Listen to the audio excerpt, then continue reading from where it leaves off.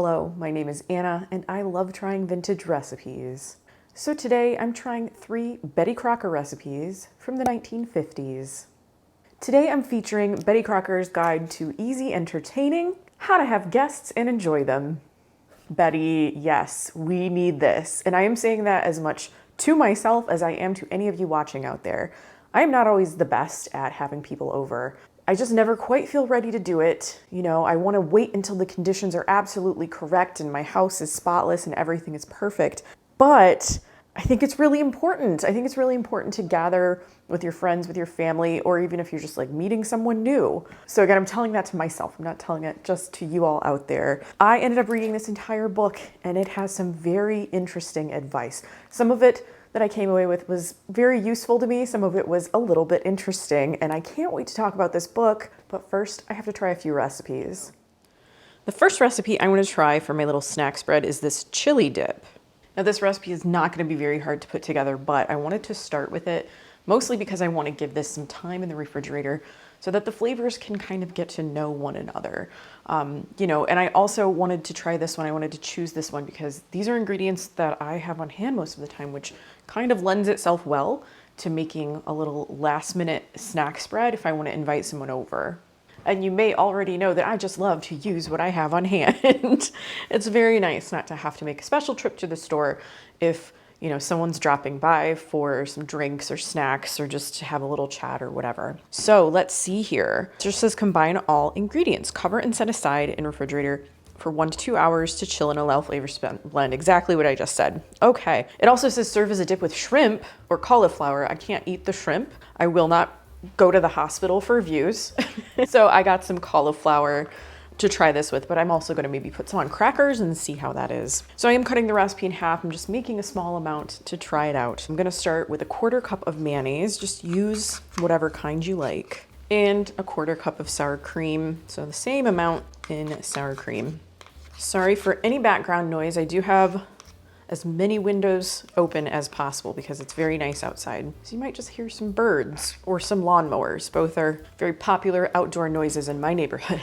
Up next, I have chopped sweet pickles. I'm gonna use sweet pickle relish just because I already had it and I didn't want to buy sweet pickles. So the flavor on this may be just like a little different because the sweet pickle relish that I had, relish that I had in my fridge had just like a little bit of red pepper in it. So, in the interest of using what's in my fridge, that's what I'm doing. 1/2 tablespoon of chopped stuffed olives. I have those gigantic like cocktail olives. I think that's what they are. This was like, I only needed 1/2 tablespoon since I'm cutting this in half. This was 1 olive. So literally one of those massive olives made enough. If I was making a full recipe, I would chop up 2 of those massive olives. And here I have a teaspoon of chili powder and 1/2 teaspoon of paprika.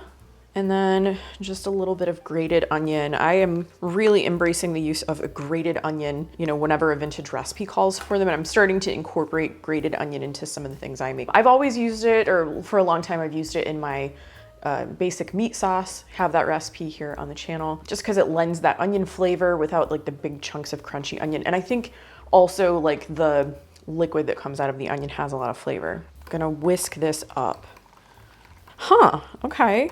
Interesting color. I knew it was gonna sort of be like a pinky orange, but this is not like super vibrant. I'm kind of glad that I cut it in half because this is gonna be just a good amount for me to try. That's all there is to it. And there it is. All right, so I'm gonna cover this up and just let it sit in my refrigerator while I put everything else together. Next up, I am making cheese snacks.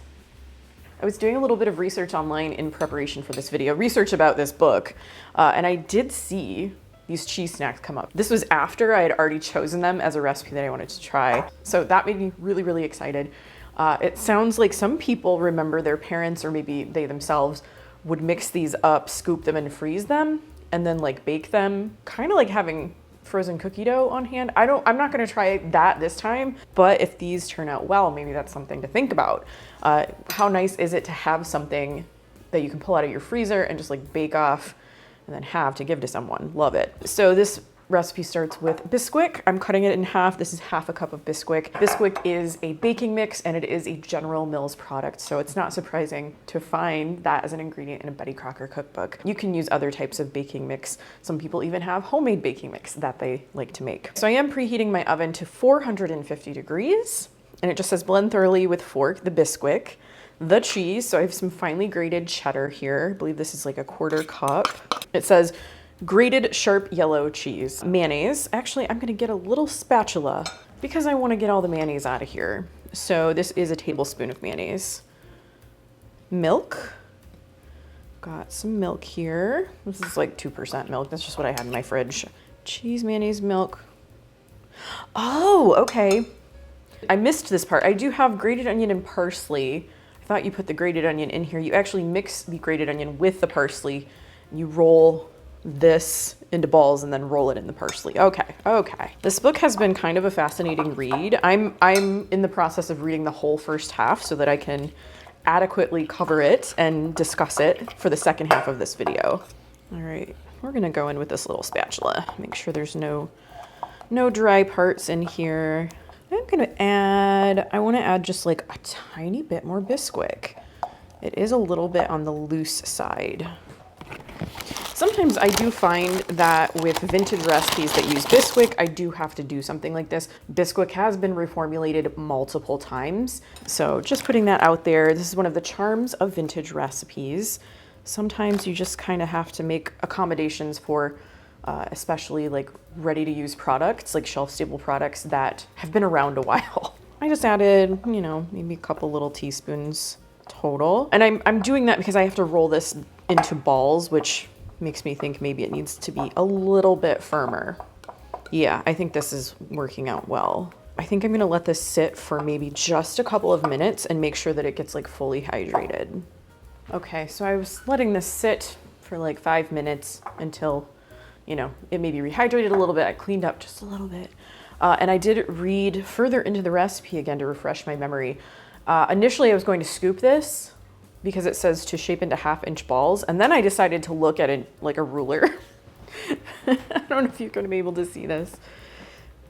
So that square is 1 inch. So it's 1/2 inch. These are tiny. These are tiny little things. Okay. I'm just going to like pinch this dough, I think, and make it into balls. But first I have to take my finely chopped parsley. This is about 1/4 cup. And I have to mix my grated onion in there. Who knew? I mean, I would have known if I had reread the recipe again. I just work with a lot of recipes. Sometimes I forget. You can also use chives for this, which I think would be delightful. My chive plants are just kind of done though. They're just kind of out there outside. They've given up for this season. Okay. Yeah, okay. That's like really, I gotta make it even smaller. 1/2 inch, am I saying that right? 1/2 inch. These are small. I guess that's closer. Full recipe makes about 30, so if I can get 12 to 15 out of this, I'll be pretty happy about it. Yeah, I'm gonna make a mess here. Things we do for entertaining. It's worth it, right? It's gonna be worth it. Well, ooh, it smells good. The parsley and the onion. Well, I've got 3 on here so far. This is a very slick baking sheet. You could probably do this on a baking mat as well. I'm gonna continue to roll these and I'll check in just before I put them in the oven. Okay, so I just took these out of the oven. I moved them around because I wanted to loosen them from the baking sheet before they stuck, but look how nice and brown these got. So I really want to eat one immediately, but I think they need to cool for a little bit. But I just think they look great. I think they're gonna be sort of like tiny little cheese biscuits. Final recipe I'm making, something called Cider Punch. I don't own a punch bowl. I don't think punch bowls are quite as popular as they once were. You are supposed to like serve this as a punch, but I don't want to make that much anyway, so I'm gonna try to make it in just like a jar. Of course, this does have apple cider in it, so it's kind of the perfect time of year to make this. It has some orange juice, it has lemon juice, and it has powdered sugar. So I'm just gonna measure everything into here and like kind of stir it together. I already have 1/2 cup of lemon juice in this quart jar. I'm cutting the recipe in half. The full recipe makes 12 servings, and I don't need quite that much. 4 cups apple cider, so 2 cups apple cider. Will I be able to fit all this in here? We're gonna find out. And this is a non-alcoholic beverage, but you could easily add a little something extra to it if you want to make it boozy. Okay, so that's lemon juice. That's apple cider. We're gonna be close, aren't we? There's 4 cups in a quart jar, so we're gonna be at like 3.5 cups because I'm gonna add 1 cup of orange juice. I think it's gonna be a weird color, I'm not gonna lie. Okay, yeah, it is gonna be a little close. Finally, 1/2 cup of sifted powdered sugar. I'm just gonna kind of spoon it in and then stir it up. See how we go. I was a little skeptical about this powdered sugar, but there's like straight lemon juice in here quite a bit. So I'm like, maybe it needs it, you know. The orange juice and the apple cider are already sweet, but the lemon juice, of course, is not. I want to make sure this gets very well mixed. I also have a lid here. These so-called leak-proof lids for ball jars, like they're not 100% leak-proof for me, so I don't like to get too vigorous with the shaking. Well, you know what? The color's not quite as odd as I thought it would be. It's kind of like orange juice, but I'm gonna pop this in the refrigerator, plate everything up, and then I get to try all of it, which is like the best part, right?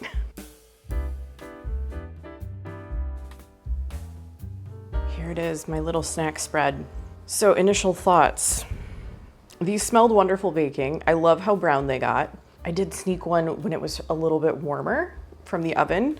And it was delightful. It was like a little cheese biscuit. I'm gonna try them again, of course, on camera. This is the dip that is supposed to go with either shrimp or cauliflower. I'm using raw cauliflowerets, but I think you could lightly steam them too and use it as a sauce that way. And then I just have my little cider punch beverage, and I floated a little lemon slice on top. I made this first. Let's try this first. I have some tiny little pieces of cauliflower here.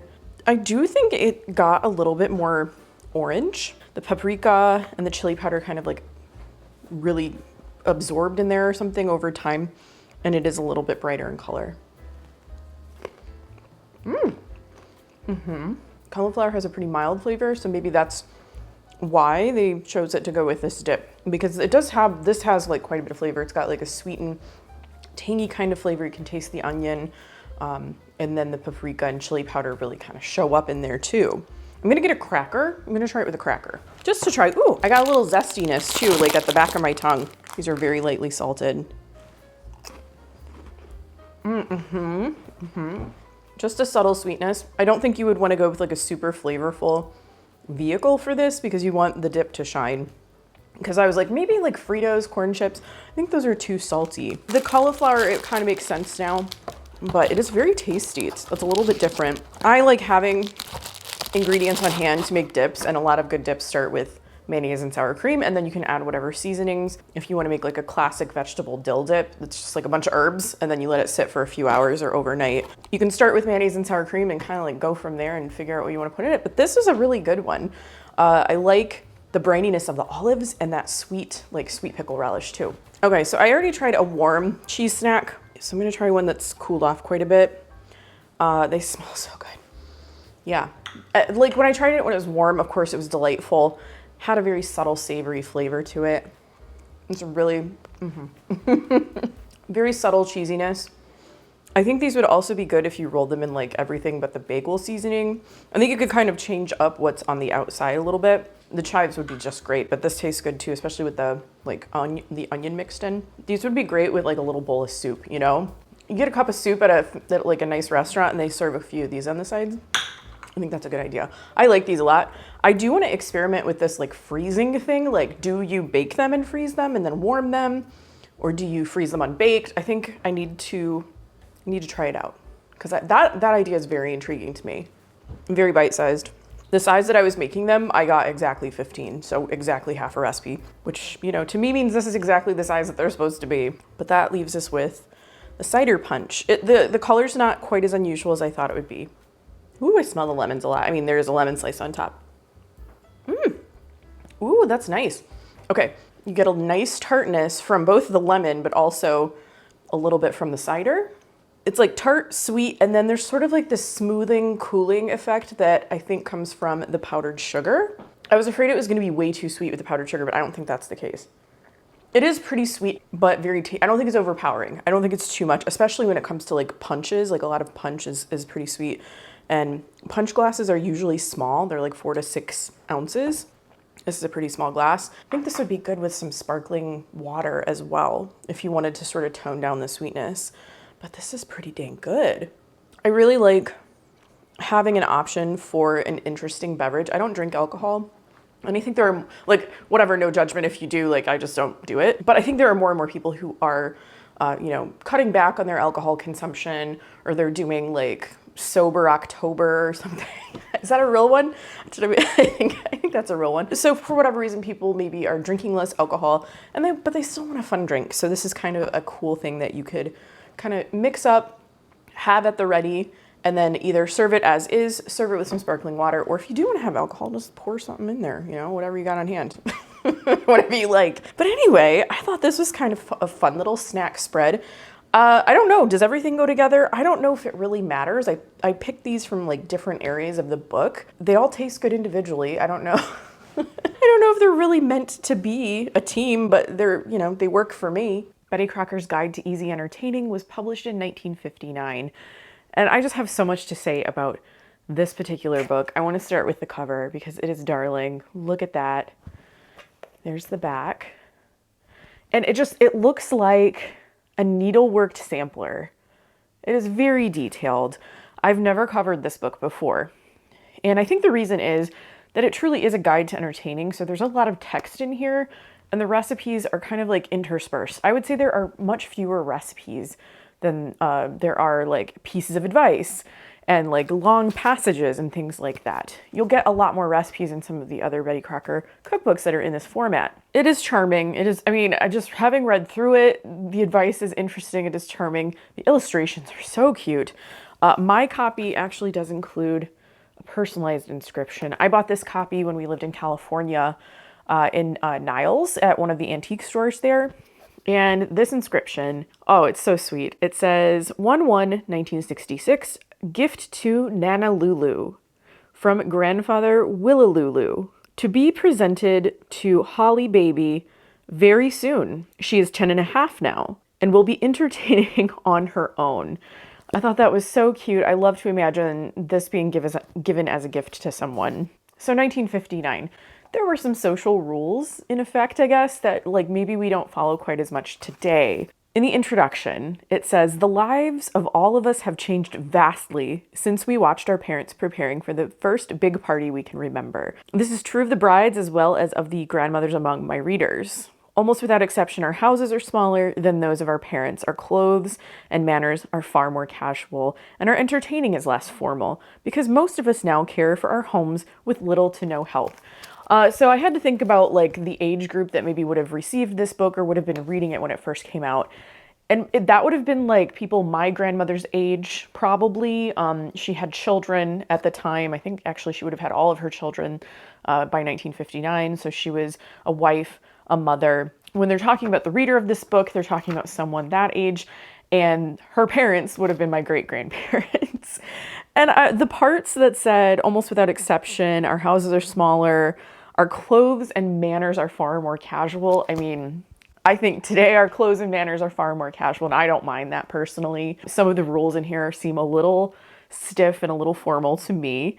But I just thought it was kind of funny, right? Like they were thinking, whoa, we've really like fallen into this like casual rut of things. So the illustrations in this book are so charming. The illustrator is Peter Speer. I think I'm saying his last name right. He is I believe a Dutch illustrator of children's books. I'm just going to show you the table of contents because look at that scene.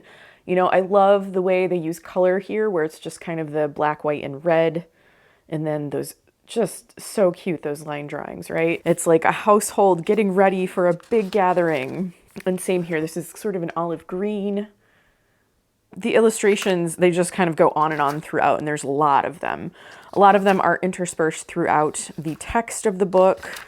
One for buffet dinners, and you can see that beautiful spread there.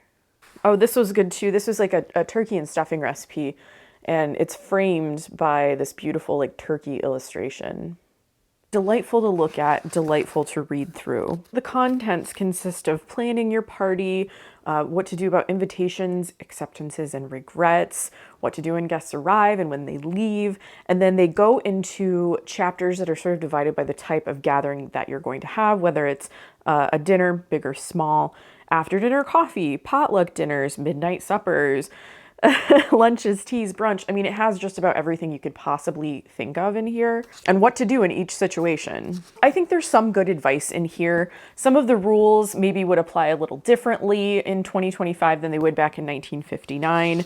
I personally don't have like really formal parties. I don't think I've ever given like a formal dinner. We've hosted holidays at our house, but usually those are fairly casual. There's a lot of food and a lot of preparation that goes into it, but I'm not like making place cards necessarily or telling people where to sit or following, you know, the social rules of like who gets up when and what happens when. If you want to do a formal thing, like you go right ahead and do it. It's just not something I do. A lot of the gatherings that I attend personally are not very formal either. I thought the invitations chapter was pretty interesting. It actually gives some examples of written invitations, you know, exactly what to include, when to send them, who to send them to and address them to. And it also includes a little bit of a section on like telephone invitations. Of course, now most of the invitations I get are via text or email. I liked this illustration with the two babies, like giving each other an invite from their playpens. I thought that was adorable. How are invitations to a child's party best given? An invitation to a child's party is never given verbally to a child for the very sound reason that children forget or become easily confused about the time and place. So basically it's like the parents are the ones, specifically in this book, it is the mothers who exchange those invitations and accept on the child's behalf. I'm just thinking back to when I was a kid. I would have been very excited to be invited to a party, and there's a good chance that maybe that excitement would have sort of like pushed the time and place and whatever right out of my brain. There was this really sweet passage on potluck dinners. When I was a little girl, my very best friend who lived 6 blocks away, you know, we would spend our afternoons together after school. Sometimes her mother would ask, Betty, would you like to stay and take potluck with us so that you and Jean can finish your game after dinner? Betty, by the way, they're acting like Betty Crocker herself wrote this book. We know that like Betty Crocker was not a real person, that she was kind of a persona created by General Mills. So someone wrote this book. I just don't know exactly who. I have a little information I'll share in a bit about who possibly wrote it. Anyway, back to this story. It says, no trouble at all. I'll call your mother and tell her I'm adding a cup of water to the soup. Looking back, I realize how good a lesson she was in hospitality and how well she made good her claim. Always enough here for one more we love. There's always enough. You can always like figure out how to make something into enough to add another person. Just a little bit more to fit in someone you love or someone maybe who needs to feel that love at the time. That was such a good piece of advice to me, and I thought the story was so cute. I tried to find out like who might have actually written this book. Normally that's not something I do with Betty Crocker cookbooks because they're full of recipes. They have like some individual passages in there, but this book is incredibly text heavy. It is like stories and advice and everything before you get anywhere near the recipes. So someone had to write that. What I was able to find, it says Edward Lewis wrote this book, like what I was able to find. I don't know if that's true, and I really wasn't able to find any information on that person as an author. So I can't really verify that very well, but it's a possibility. There is a section on midnight suppers. Midnight suppers? Are you asking me to have a meal after midnight? Yes, indeed. Yes, indeed. Because at the end of this page, it says supper is served anytime after midnight. I don't know when the last time would have been that I was awake after midnight, let alone eating a meal. You know, maybe that was something that was a little bit more common. Honestly, I don't even know if I would have done that when I was like younger. You know what? Maybe it would be fun to have a little bit of a midnight supper. That also makes me think of candlelight suppers and Hyacinth Bouquet. And unfortunately, recently we lost Dame Patricia Rutledge, who played Hyacinth Bouquet on Keeping Up Appearances, which was a British television show that I really enjoyed growing up. I still love it. So I like to think of her a little bit as I am going through this book. There was another kind of interesting piece of advice in here that I was a little bit taken aback by, but then I sat and thought about it, and then I kind of understood it. It was about invitations being extended to a couple for dinner. And the advice given is that if one of the people in that couple cannot make it to dinner, neither of them should accept the invitation. Thinking about that in terms of like a friend of ours who is asking both of us to dinner, like that we both know and we're close to, you know, I can't imagine personally not accepting that invitation if my husband can't make it, or, you know, if I can't make it, he probably would still go. But, you know, I think it really depends on who's asking you. So if it's like a person's boss, like if my boss asked both of us to dinner, I say my boss, like I'm not, I'm kind of my own boss. I don't know, I make videos for YouTube, so take from that what you will. But let's pretend I have an actual boss. They ask me and they ask my husband to dinner at, you know, on a certain night. If I can't make it, I don't think he's going. You know, that would be kind of a weird situation. So I think, you know, at first I was a little skeptical of that advice, but I think it's really dependent upon who's doing the asking and what kind of occasion it is. I'm just gonna kind of like show you some more of the recipes because I think the borders on these, like the illustrations around them, oh my gosh. Like a highly decorated page, isn't it? I was spending so much time on those illustrations. I haven't even showed you any of the food photography. It's gorgeous. Just look. I like this emergency meals page to give you ideas on some last minute entertaining. I love these 2-page spreads. I mean, it really shows off the food styling, the place settings, the buffet. This is just one of those books that's like, it's a feast for the eyes, I think. So much, it's just as much fun to look at it as it is to try any of the recipes. And speaking of recipes, let's talk about the ones that I tried today. None of them really went together. I mean, they were from completely different sections of the book. I don't think that matters too much. They all were delicious in their own way. I started with chili dip. This is from the dinners section of the book, and it is included in canapés. So you're supposed to serve this with either cauliflower or shrimp. It has a very sweet and tangy flavor. It's very flavorful, so I don't think you would want to serve it with anything that would compete with those flavors. I was kind of thinking like rice crackers might be good just because they are kind of a plain thing. Other vegetables that maybe aren't like super flavorful on their own. And of course shrimp, if that's something that you can eat. And just remembering back to the days when I could have shrimp, this would be a very good complement to it, I think. I tried it a couple, maybe 1 to 2 hours after I first mixed it together, and it was good. I had some today with my lunch with the cauliflower dipped into it, equally as good. I kind of liked the texture of it too, because it had a little interest in there with the finely chopped sweet pickles, olives, and the grated onion. Dips in general, it's just good to have sort of the base for a good dip for like vegetables, crackers, whatever. Mayonnaise and sour cream, you kind of can't go wrong with those things. A little bit of seasoned salt, some pepper, some herbs, and you've got something pretty delicious that was easy to put together with things that you probably already have. But anyway, this chili dip, I did really enjoy it. My second recipe was for cheese snacks. I said something about serving them with a bowl of soup without actually like thinking that through. You are supposed to serve these as like a first course with a little cup of soup. So yeah, they're basically meant for that. These were really good, really simple. And I think you could customize the flavors a little bit. So as I made them, just straight from the recipe, it was a nice savory flavor, but it was kind of like a subtle, like biscuit kind of flavor to accompany some soup.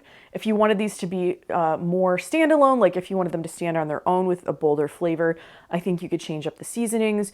You could roll them into something else. I think I mentioned like everything but the bagel seasoning. If you were gonna do that, I'd probably just like dip the top in that because I don't know if you would want it all around. They've got the grated onion here. Chives would be great. Just different herbs and things like that. I kind of loved how small they were, and I really loved the browning on the top. I thought that was so pretty. It said to roll the dough into 1/2-inch balls. I was like, wow, these are gonna be really small. Of course they expand, so they're kind of a perfect size once you get them baked.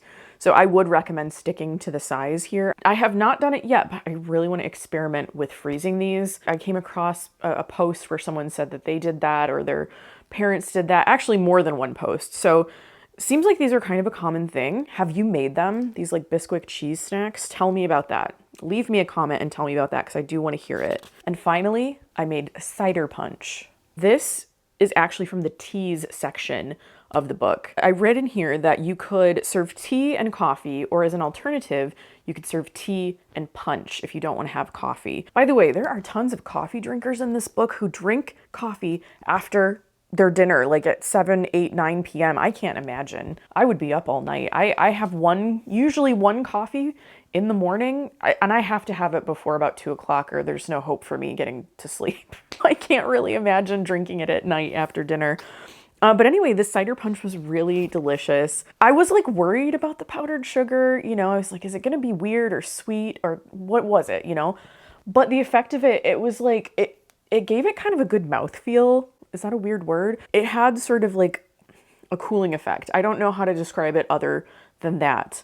The punch was already cold, of course, but like if you try this and you kind of get that from it, tell me, you know, let me know that too. Really good flavor combination of juices. Let's see, I tried some just as is on camera, and then I actually did add some sparkling water to it. That day I had some tropical fruit sparkling water that I just kind of threw in there a little bit. That was so good. And then just before I started filming again today, I had a glass of it with limoncello sparkling water. That was delicious. It tasted so good. I felt so fancy. It's nice to have kind of a fun drink sometimes. I don't have any comments on like the proportions of sparkling water and juice. I think that's really up to you to kind of figure out and decide. But it is kind of a fun drink that makes you feel a little bit special. I personally love to have a variety of beverages in my house. It's one of those things that just makes me feel treated. It just makes me feel good. The teas chapter of this book was kind of, I mean, everything about this book. I read so many interesting things in here, but this teas chapter, you know, the timing of the teas. How much time would it be if it was a small group versus a big group? Like how to conduct everything, how many cups to have. There's basically like everything you would want to know about hosting a tea in this book. I've never hosted a tea, but maybe I'll do one. I don't know. Maybe this book will give me the courage. And speaking of courage, I think it is important to keep your community close. And I tend to be a person who, if I'm not feeling great, if I'm feeling a little bad, I kind of like turn inward. And I'm trying really hard not to do that and to reach out to my friends, to my community, or to say yes to things. You know, maybe I've accepted an invitation and it comes to be the day of, and I don't necessarily feel like doing it, or it's not that I'm like, oh, I'm sick or whatever. It's just like, oh, I have that like inward feeling, you know, like I'm really becoming a curmudgeon and like going into my little safe cave. I think it's important sometimes to push yourself to like go to those things, accept the invitations, go out, do the things. I would say 99.9% of the time I feel better afterwards. This book was kind of a good reminder of that. Not only should you be accepting invitations when other people are hosting, but maybe you can just host some things yourself at your own home, and you know, how to have guests and enjoy them. This book did give a lot of good advice in the early section on how to like keep your house at the ready to do those things. It doesn't really matter if everything is spotless. I don't think you can wait for the perfect conditions. Some of the times you just kind of have to wing it a little bit. Maybe there's an impromptu person like stopping by, and it's helpful to have a couple of little snacks in your pantry, or maybe some frozen cookie dough in your freezer, and a couple of nice things to drink, just to be a little bit ready if something like that happens. If you can find this book, definitely add it to your collection, or if you can borrow it, at least read it. I think it is so much fun, and it is a really great reminder. Do you love cookbooks and recipes from Betty Crocker? I have an entire playlist, and I'll link it in the description down below. I'd like to say a special thank you to my Patreon supporters. If you'd like to join us over there, I'll have a link in the description so that you can do that. I hope you enjoyed this video. If you did, please give it a thumbs up, share it with a friend, and subscribe to my channel if you haven't already. I post videos about food, vintage cookbooks, and retro recipes every week. Thanks again for watching, and I'll see you in my next video. Bye.